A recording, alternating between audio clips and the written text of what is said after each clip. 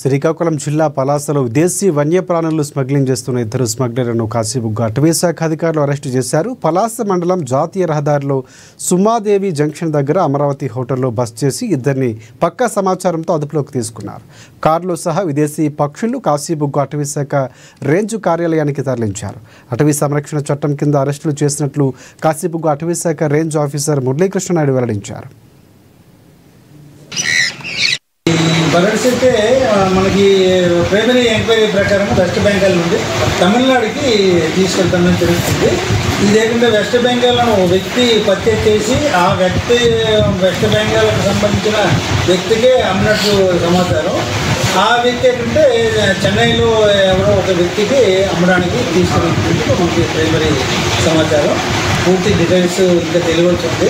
దీని మీద ఎంక్వైరీ చేయడం జరుగుతుంది. ఎక్కడి నుండి వాటి గతంలో కూడా ఇలాంటి కేసులు రెండు పట్టుకోవడం జరిగింది. మీ అందరికీ తెలిసిన విషయం. దీని మీద క్షుణ్ణంగా ఎంక్వైరీ చేసి తర్వాత తెలియజేస్తాం. సార్ ఇప్పుడు